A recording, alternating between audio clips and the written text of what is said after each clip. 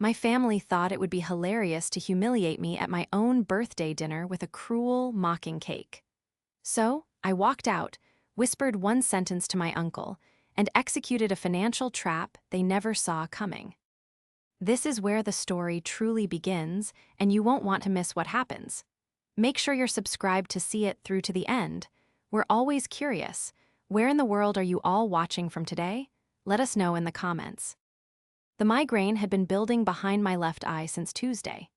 As a senior corporate auditor, I was used to the high-stakes pressure of restructuring bankrupt companies, dissecting ledgers, and delivering bad news to boards of directors. I had spent the last 72 hours buried in spreadsheets, subsisting entirely on black coffee and stale boardroom pastries, trying to save a failing logistics firm from total liquidation. I was physically depleted, my joints aching with a deep, pervasive weariness that seemed to settle directly into my bones. But tonight was supposed to be a reprieve. Tonight was my 48th birthday. My mother, Liliana, had insisted on hosting a special family dinner at an upscale, painfully trendy Italian restaurant downtown. I had practically dragged myself into the establishment, shivering in the crisp evening air, desperate for a quiet meal and a glass of wine. When I arrived at the private dining room, the atmosphere was already suffocating. Liliana, at 70, was draped in expensive silk, complaining loudly to the waiter about the ambient temperature. My younger sister, Serenity, 42, was entirely absorbed in her phone, adjusting the ring light attached to her case to film a video for her negligible social media following. Only Uncle Henry, 75, offered me a warm, genuine smile, pulling out a heavy mahogany chair for me. "You look exhausted, Ileana," Serenity remarked, not bothering to look up from her screen. Her tone carried that familiar, grating edge of disguised pity. "You really should try that collagen powder I linked on my page. It does wonders for premature aging." I forced a tight, polite smile, pressing my fingers to my throbbing temples. "Thank you, Serenity. It's just been a long week at the firm. The corporate restructuring is taking all my energy." The dinner progressed in a grueling marathon of passive-aggressive commentary. Liliana bemoaned the fact that I was still single, loudly comparing my sterile corporate lifestyle to Serenity's vibrant, creative energy. I ate my risotto in silence, swallowing the familiar lump of frustration. I was used to this dynamic. I was the workhorse, the reliable, boring entity in the background, while Serenity was the fragile, sparkling jewel that required constant protection and praise. Then the lights dimmed. The waiters emerged from the kitchen doors carrying a massive, elaborate sheet cake. It was beautifully decorated with intricate sugar flowers and thick, sweeping borders of buttercream frosting. The restaurant staff began to sing, their voices echoing off the wood-paneled walls. Liliana was clapping her hands with theatrical glee, and Serenity had her phone raised, recording the entire spectacle. I sat up straighter, a brief, foolish flicker of gratitude warming my chest. Maybe I had misjudged them. Maybe they actually wanted to celebrate me. The waiters placed the massive cake directly in front of me. The flickering light of the candles illuminated the meticulously piped chocolate icing in the center. I leaned in to read the inscription, expecting the standard, cheerful birthday greeting. Instead, the looping cursive letters spelled out, "Oops, still a disappointment." The air in my lungs vanished. Time seemed to fracture, slowing down to an agonizing crawl. I stared at the words, the chocolate frosting blurring as my eyes lost focus. Oops, still a disappointment. It wasn't a mistake. It wasn't a misunderstanding. It was a deliberate, calculated strike, engineered for maximum cruelty. A high-pitched, echoing sound broke the silence. It was Serenity. She was laughing. A full, breathless, howling laugh. A second later, Liliana joined in, her shoulders shaking with amusement. "Oh, look at her face," Serenity gasped, pointing her phone's camera directly at my stunned expression. "It's a joke, Ileana. God, don't be so stiff. It's hilarious." "We told the baker to write something funny," Liliana chuckled, wiping a tear of mirth from her eye. "You have to admit, it's very clever." I looked around the table. My own mother and sister were convulsing with laughter at my expense. The waiters stood awkwardly in the background, shifting their weight, uncomfortable witnesses to my public humiliation. Only Uncle Henry wasn't laughing. His jaw was clenched tight, his face pale with quiet outrage. The exhaustion that had been weighing me down suddenly evaporated, replaced by a terrifying, icy clarity. For decades, I had swallowed their insults. I had absorbed their disdain. I had allowed them to treat me as less than human, all in the name of keeping the family together. But in that dining room, staring at that hideous cake, the final frayed thread of my patience snapped. I didn't cry, I didn't yell, I simply stood up. The movement was so calm, so devoid of emotion, that the laughter at the table began to falter, dying in their throats. "Ileana," Liliana asked, her smile faltering. "Where are you going? We haven't even cut it yet." I ignored her. I calmly reached for my leather briefcase and draped my wool coat over my arm. I walked around the table, the silence in the room now thick and suffocating. As I passed Uncle Henry's chair, I leaned down. The scent of his familiar cedar cologne grounded me. I put my mouth near his ear and whispered, "Cut them off. Tomorrow morning, everything." Henry didn't hesitate. He gave a single, firm nod. I stood up straight, didn't look back at my mother or sister, and walked out of the private dining room. The betrayal was worse than the diagnosis itself. The cold night air hit my face like a physical blow as I pushed through the heavy glass doors of the restaurant. I practically marched to the parking garage, my heels clicking sharply against the concrete. The moment I slammed the door of my sedan shut, the silence of the vehicle enveloped me. I gripped the leather steering wheel, my knuckles turning white, taking in deep, shuddering breaths to keep the rising tide of adrenaline from overflowing. My phone instantly illuminated in the passenger seat. The screen flashed with an incoming call. Serenity. I let it ring, watching the screen glow in the dark interior of the car. When the call went to voicemail, a rapid-fire sequence of text messages began to flood the screen. "God, you are such a drama queen. It was a joke, Ileana. You ruin everything with your miserable attitude. Mom is crying now because you walked out. Are you happy? You always have to make it about you." I stared at the messages, a bitter, hollow laugh escaping my lips. I was the one who had just been publicly mocked on my birthday, yet somehow, in their twisted reality, I was the villain for not smiling through the abuse. My phone vibrated again. This time, it was Liliana calling.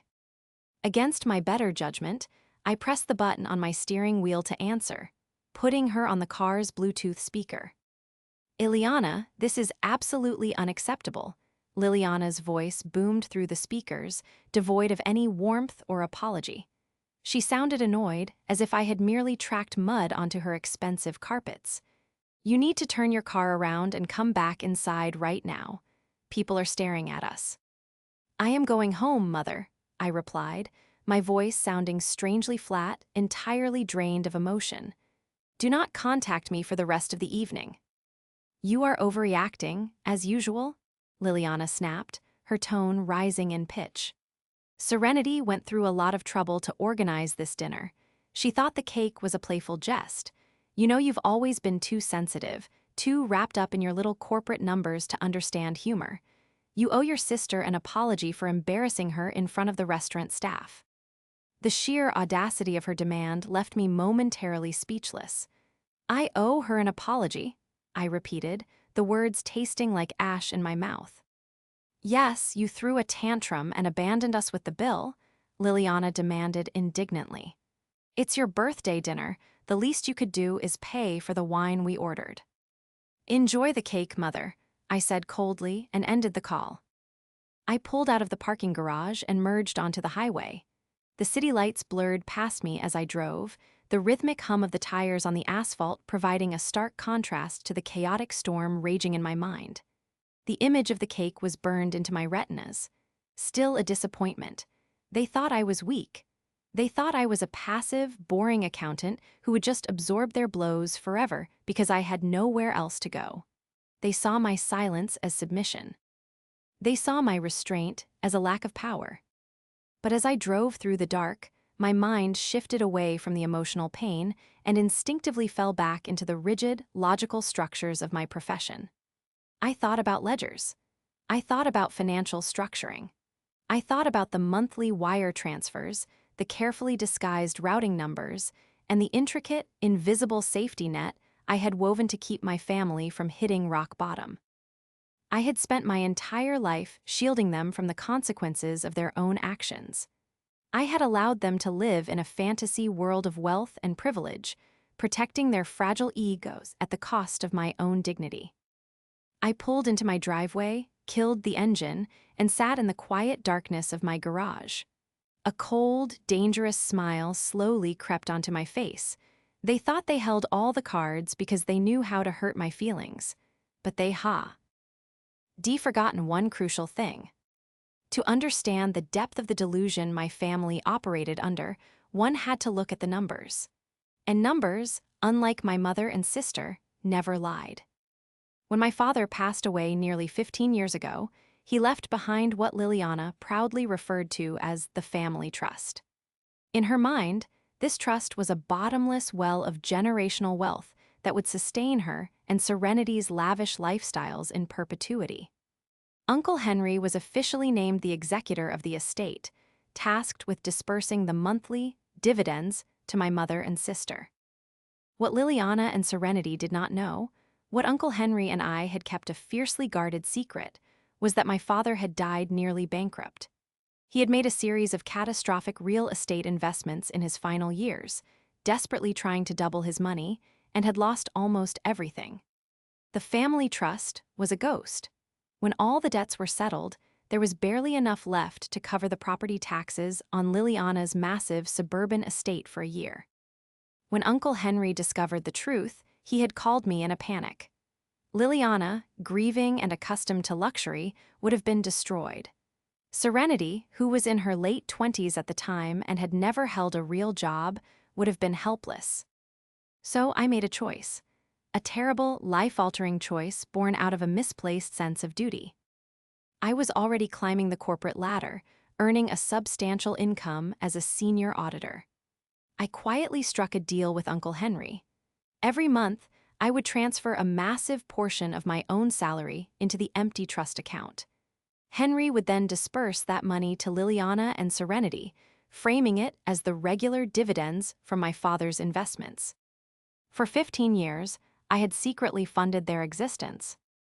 I paid for Liliana's country club memberships, her designer clothes, and the upkeep of her sprawling house. I paid for Serenity's endless string of failed business ventures. Serenity fancied herself a lifestyle influencer and holistic wellness coach. In reality, she spent her days taking Pilates classes, buying expensive skincare products, and posting heavily filtered photos of her lattes on social media.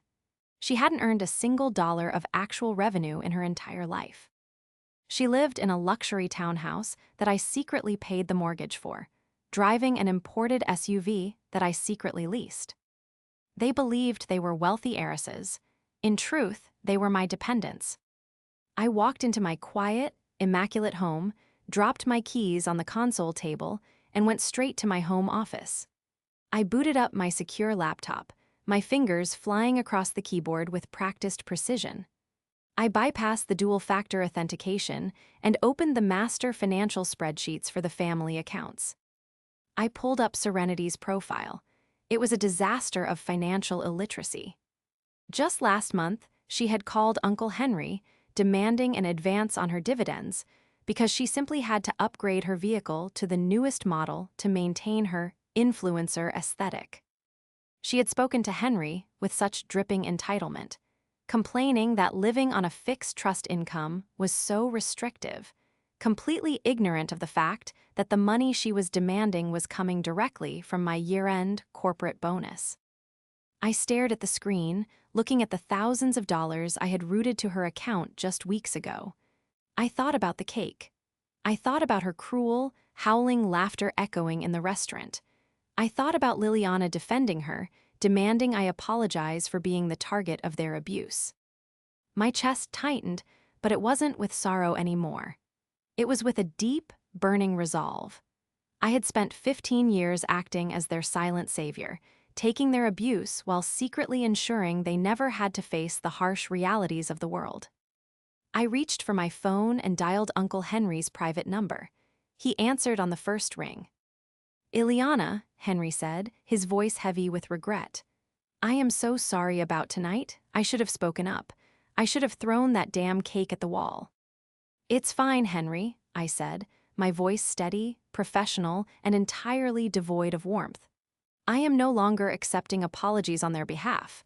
Are you sitting at your computer?" "I am," he replied. "We are executing a total financial restructuring," I commanded, slipping easily into my corporate persona. "Cancel the recurring monthly transfers from my accounts to the trust. Zero out the balances.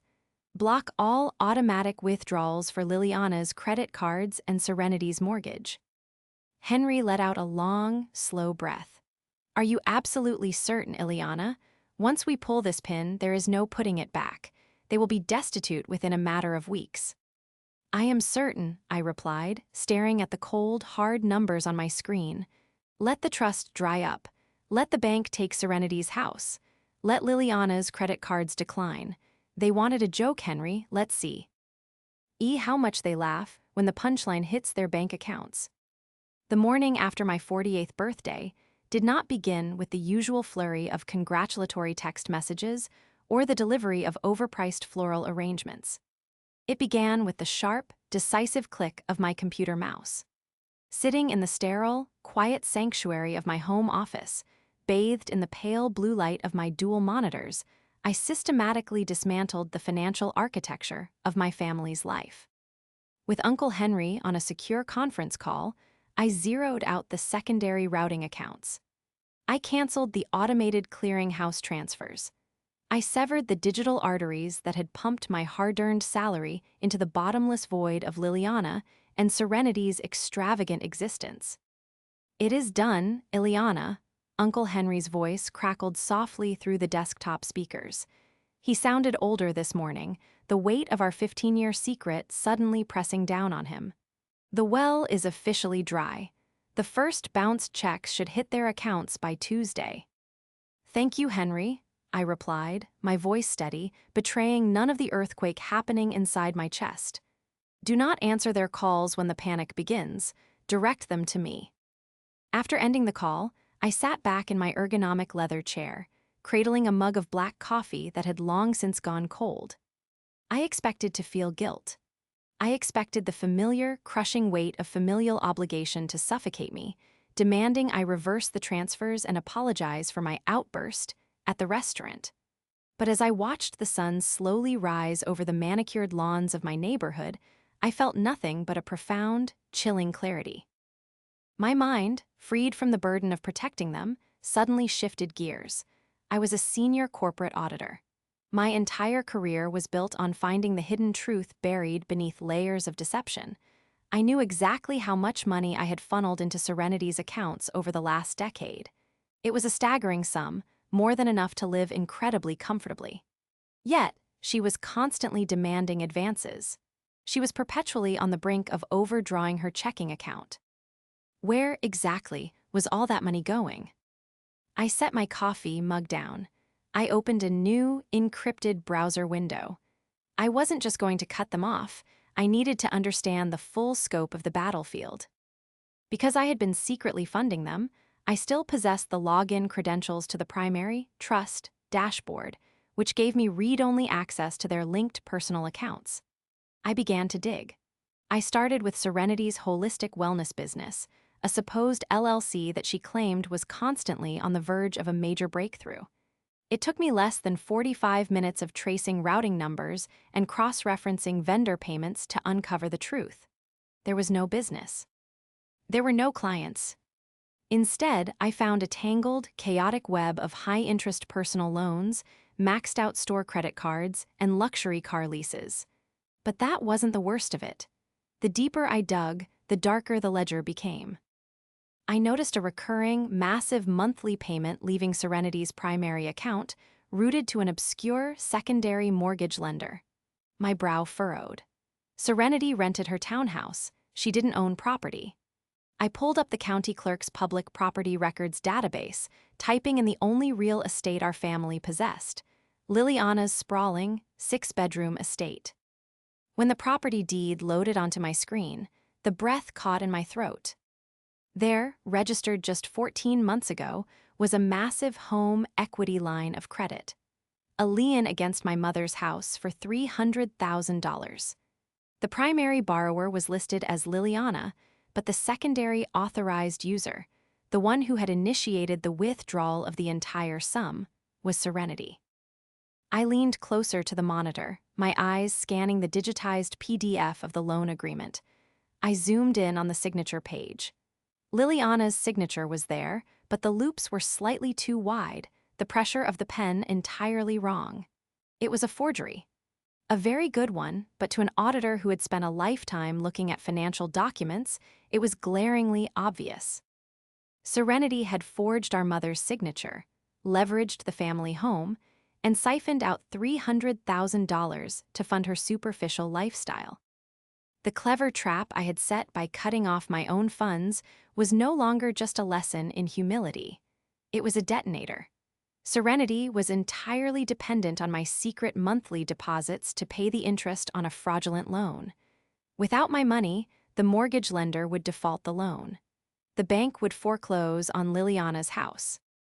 I printed the documents, the laser printer humming rhythmically in the quiet room.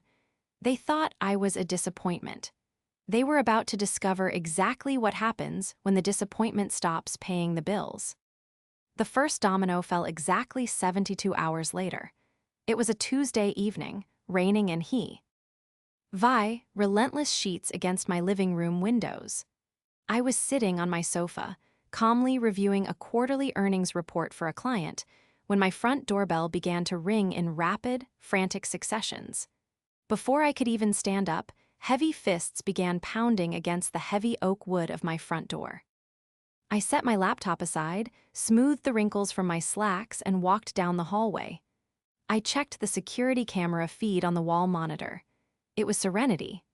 She was standing on my porch, soaked from the rain, her designer handbag clutched tightly to her chest, her face twisted in a mask of absolute fury.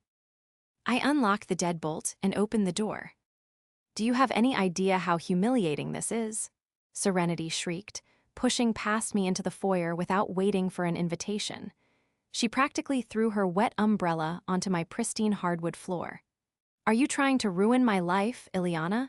Is that it? Are you so jealous of me that you have to resort to this kind of petty sabotage?" I closed the door calmly, leaning back against it, folding my arms across my chest. "Hello, Serenity. You are tracking water onto the floor. To what do I owe the pleasure of this visit?" "Don't play your bizarre, robotic mind games with me," she screamed, her voice echoing shrilly in the high-ceilinged entryway. She dug into her purse and pulled out a stack of platinum credit cards, shaking them at me. "My cards are declining, all of them. I was at the dermatologist's office getting my regular treatments, and my card was declined in front of the entire waiting room. I called Uncle Henry 50 times, and his secretary keeps telling me he is unavailable. What did you do?" "I haven't done anything to your credit cards, Serenity," I replied smoothly, my voice barely above a whisper. The contrast between her hysterical shouting and my measured tone seemed to infuriate her even more. "You did something. You whispered something to Henry at that stupid dinner, and now the trust is frozen." She paced back and forth, her wet heels squeaking on the wood. "You need to call him right now and tell him to fix this bank error. I have a contractor coming tomorrow to install a new sauna in my townhouse, and I need that transfer to clear immediately." I watched her for a long, silent moment. I watched the absolute entitlement radiating from her pores. She truly believed the universe owed her a sauna, and she believed I was nothing more than an obstacle in her way. "There is no bank error, Serenity," I said, pushing myself off the door and walking slowly toward the kitchen. "The trust is not frozen. The trust is simply empty." Serenity stopped pacing. She stared at my back as I walked away, her mouth opening and closing in confusion. "What are you talking about? That's impossible. Dad left millions." I turned around, leaning against the marble kitchen island. I did not invite her to sit. I did not offer her a towel. Dad died drowning in debt. There were no millions. There was barely enough to bury him. The trust you've been living off of for 15 years, that was my money, my salary, my bonuses. I have been paying for your life, Serenity. And as of last Friday, I have stopped. For a full 10 seconds, the only sound in the house was the heavy rain beating against the windows. Serenity stared at me, her eyes wide, trying to process the sheer magnitude of what I had just said. And then, true to her nature, her defense mechanisms kicked in. The confusion vanished, replaced by an ugly, defensive sneer. "You are such a liar," she scoffed, letting out a harsh, unnatural laugh. "You are literally pathological, Ileana. You expect me to believe that you, a boring, miserable accountant, have been funding my life? You're just making up insane stories because you're still pouting over a harmless joke on a cake." "I have the transfer ledgers, Serenity," I said calmly. 15 years of routing numbers from my corporate accounts into Henry's dummy trust account. I can show them to you, but we both know that's not what you're actually afraid of right now. Serenity's sneer faltered slightly. "I'm not afraid of anything you have to say."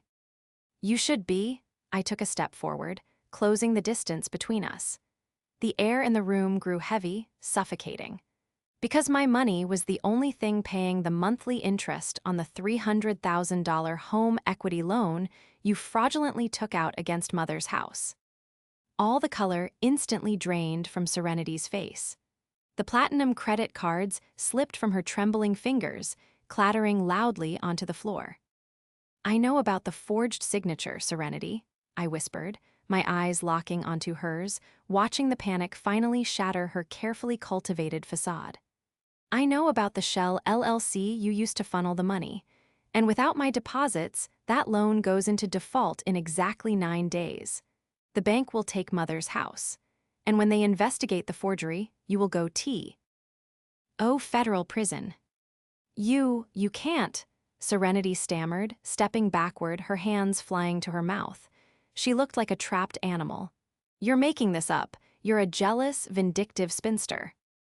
"Insulting me will not change the maturity date on your fraudulent loan," I said, my voice ice cold. "You can let yourself out. And Serenity, do not come to my home uninvited ever again." She didn't scream this time. She turned, her shoulders hunched in absolute terror, and practically ran out the front door, leaving her umbrella and her credit cards scattered on my floor. Serenity's immediate reaction, unsurprisingly, was to launch a desperate, scorched-earth campaign of manipulation to regain control of the narrative. By Thursday morning, she had run crying to Liliana, spinning a massive, convoluted lie.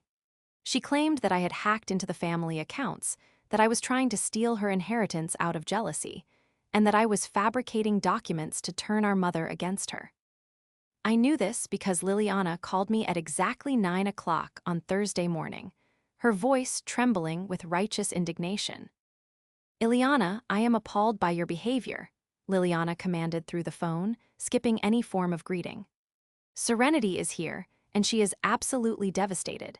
She told me the horrific lies you've been spreading about her finances. You have completely lost your mind. I demand you come to my house this instant, apologize to your sister, and fix whatever you have done to Uncle Henry's accounts before I call our attorneys and have you removed from the family trust entirely." I sat at my desk, looking down at the massive, 3-inch thick black binder resting on my blotter.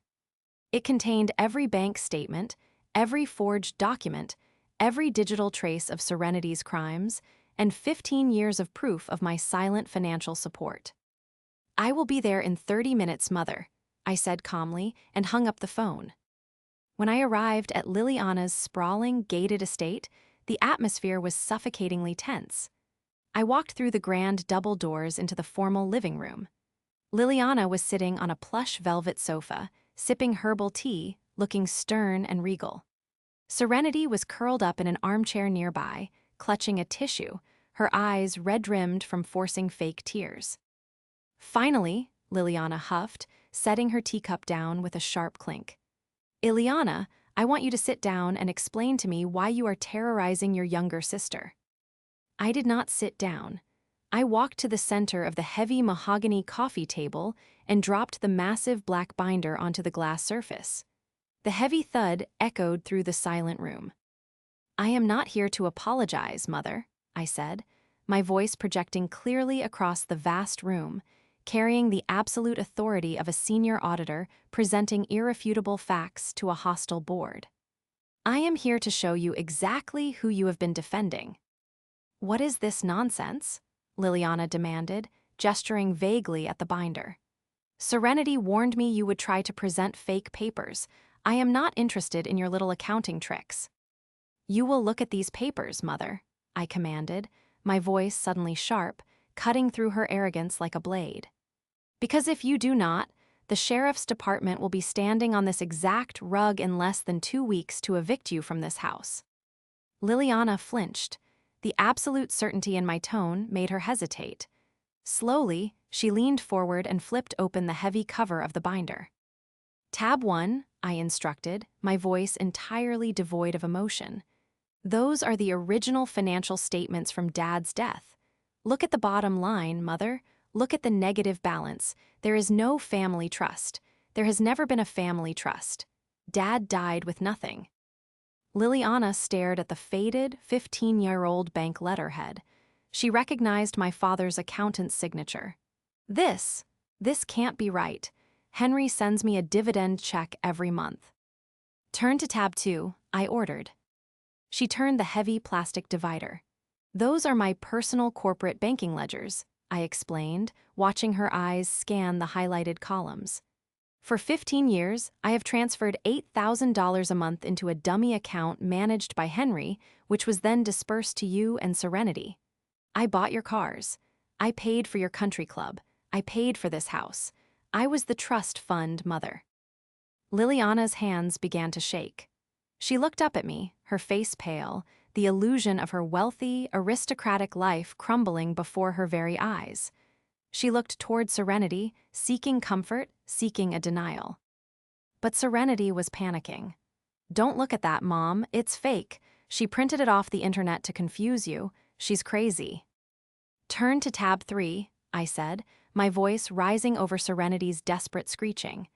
"This is the most important one." Liliana's trembling fingers turned the page. She stared at the copy of the mortgage deed. 14 months ago, Serenity took out a $300,000 home equity loan against this house, I stated, the words falling like heavy stones into the quiet room. "Look at the signature page, Mother. Look at your own name." Liliana traced the forged loops of her name with a shaking index finger. I never signed this," she whispered, her voice cracking. "I never went to this bank." "I know," I said gently, though there was no warmth in my eyes. "Serenity forged it. She took the money to pay off her massive, hidden credit card debts.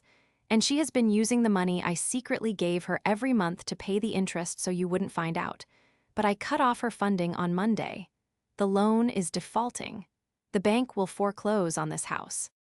"Mom, she's lying," Serenity screamed, jumping up from her chair, lunging toward the coffee table to grab the binder. "She's trying to frame me. She hates us." Before Serenity could snatch the papers, I slammed my hand down flat onto the binder, trapping it against the table. I looked directly into Serenity's panicked, deceitful eyes. "The IP addresses used to initiate the electronic transfer are listed on page 4, I said, my voice deadly quiet. "They trace directly to the router in your rented townhouse, Serenity. The money was wired into an LLC registered exclusively in your name. There is no lie. There is only a paper trail." I slowly lifted my hand and stepped back. Liliana sat frozen on the velvet sofa, the color completely drained from her face, staring at her golden child not with love, but with dawning, absolute horror. The spell was broken. The truth was out in the open, undeniable, and devastating. It had been less than 48 hours since I dropped the black binder on my mother's coffee table, but the true reckoning was scheduled for Sunday. For 6 months, Liliana had been meticulously planning the annual family spring luncheon, a massive, catered affair held at the sprawling country club where our family, or rather, my secretly funded bank account, held a premium membership. Over 40 members of our extended family were set to attend. Aunts, uncles, second cousins, and family friends who had known us for decades were all traveling in for the event. Despite the absolute devastation I had unleashed in her living room on Thursday, Liliana possessed a terrifying dedication to maintaining appearances. Canceling the event at the last minute would invite gossip, questions, and whispers among the social circle she valued above all else. So, the luncheon proceeded. I arrived exactly on time, stepping into the grand, sunlit ballroom of the country club. The room was decorated with towering centerpieces of white hydrangeas and cascading greenery. Waiters in crisp white uniforms circulated with trays of sparkling cider and hors d'oeuvres. A string quartet played softly in the corner. It was a picture of aristocratic perfection, entirely funded by my corporate auditing salary. The moment I entered, the atmosphere shifted. Whispers rippled through the gathered crowd. Serenity, wearing a tragic pale pink designer dress, was holding court near the massive stone fireplace. She had clearly spent the last 2 days calling every aunt and cousin in our directory, spinning her web of lies. She was dabbing her dry eyes with a linen napkin, playing the part of the victimized younger sister to absolute perfection. "I just don't understand why Ileana is doing this," I heard Serenity sniffle loudly as I approached the grand buffet table. She was speaking to Aunt Margaret and Uncle Arthur, her voice carrying over the gentle music. "She's trying to freeze the trust. She hacked into the accounts and fabricated all these horrible documents to make Mother think I stole money. She's always been so jealous of my relationship with Mom. It's elder abuse, really." Aunt Margaret gasped, placing a comforting hand on Serenity's shoulder. "Oh, you poor darling, to think Ileana could be so vicious. We always knew she was a bit cold, but this." I stopped. I set my small crystal glass down on a nearby cocktail table. The time for private warnings was over. My mind, sharp and focused from decades of dismantling corporate fraud in boardrooms, locked onto the target. I walked directly into the center of the room, right into Serenity's circle of sympathetic listeners. "Hello, Aunt Margaret," I said, my voice projecting clearly, carrying a quiet, unyielding authority that caused the surrounding conversations to instantly cease. "I couldn't help but overhear. Has Serenity been telling you about the fabricated documents?" Serenity's head snapped toward me. The fake sorrow vanished from her face, replaced by a flash of genuine panic. "Ileana, don't cause a scene," she hissed, taking a step back. "This is a family celebration. You lost the right to dictate my behavior when you served me a cake, calling me a disappointment in front of a restaurant full of strangers," I replied loudly. More family members turned to watch, the string quartet suddenly seeming far too quiet. I reached into my oversized leather tote bag. I had not brought the single black binder. I had brought manila folders, 10 of them. I handed the first folder directly to Aunt Margaret. I handed the second to Uncle Arthur. "What is this?" Uncle Arthur asked, adjusting his reading glasses as he opened the flap. "That is a certified copy of the county clerk's property records," I announced to the room, my voice steady, echoing off the high ceilings. "As well as a summary of the forensic accounting I conducted this week. Serenity has been telling you that I am freezing our family trust. What she is failing to mention is that our father died completely bankrupt 15 years ago." A collective gasp echoed through the ballroom. Uncle Arthur looked up from the papers, his jaw dropping. "It's a lie," Serenity shrieked, her voice cracking in desperation. She lunged toward Aunt Margaret to snatch the folder away, but I stepped smoothly between them, blocking her path. "For 15 years, I have surrendered 80% of my corporate salary to quietly fund the illusion of this family's wealth," I continued, speaking over Serenity's rising hysteria. I looked around the room, meeting the shocked eyes of my relatives. "I paid for the country club we are standing in right now. I paid for the cars. I paid for the mortgages. I did it to protect my mother's pride. But Serenity decided my silent financial support wasn't enough." "Stop it," Serenity screamed, her face turning a mottled red. "Make her stop, Mom. She's ruining everything." Liliana had been standing near the patio doors, frozen in shock as the scene unfolded. Everyone turned to look at her. The grand matriarch of the family, suddenly exposed. "Look at page 3 of those folders," I instructed the crowd. 14 months ago, Serenity forged our mother's signature to take out a $300,000 home equity line of credit against the family estate. She used a shell LLC to launder the money to pay off her hidden credit card debts. Because I cut off my secret funding this week, she can no longer pay the interest on her fraudulent loan. The estate is going into foreclosure. She is going to leave our mother homeless. The silence in the ballroom was absolute. The weight of the evidence, physically resting in the hands of the family elders, was undeniable. The numbers did not lie. The forged signatures, the routing numbers, the massive debts, it was all laid bare in the sterile, unforgiving light of day. Serenity burst into genuine, hysterical tears, dropping to her knees on the polished hardwood floor. "It wasn't my fault. I needed the money for my business. You don't understand the pressure of maintaining a brand.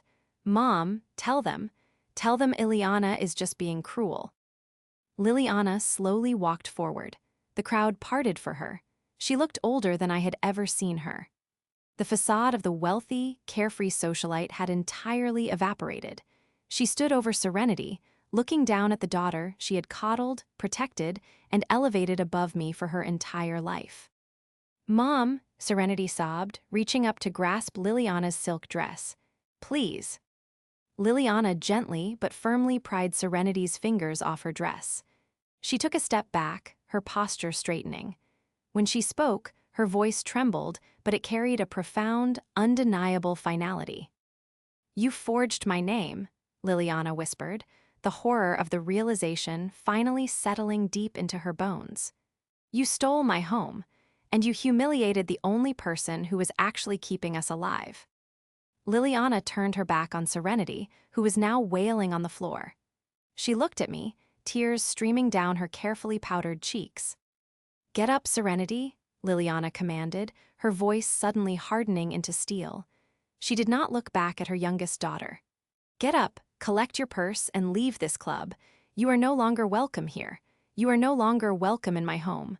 You will not contact me again until you are standing in front of a judge." The absolute rejection from the mother she had manipulated for decades broke Serenity completely. She scrambled to her feet, her face a mask of ruined makeup and pure terror, and fled the ballroom, the heavy oak doors slamming shut behind her. The aftermath of the country club luncheon was swift, brutal, and entirely dictated by the merciless laws of finance and criminal justice. I did not have to lift another finger to destroy Serenity's life. The mathematical reality of her own actions did it for me. On Monday morning, using my extensive professional network, I retained one of the most aggressive real estate litigation firms in the city to represent my mother. They immediately filed an injunction against the bank, presenting irrefutable forensic evidence of the forged signature on the home equity loan. Because the bank had failed to verify Liliana's identity during the loan origination, our lawyers successfully halted the foreclosure proceedings. The liability shifted entirely onto the fraudulent borrower. By Wednesday, the bank's fraud department had officially referred the case to the authorities. Serenity was arrested at her rented townhouse on charges of grand theft, wire fraud, and identity theft. I heard from Uncle Henry that she had begged the arresting officers to let her make a video for her followers, explaining her side of the story. They had simply placed her in handcuffs and put her in the back of the cruiser.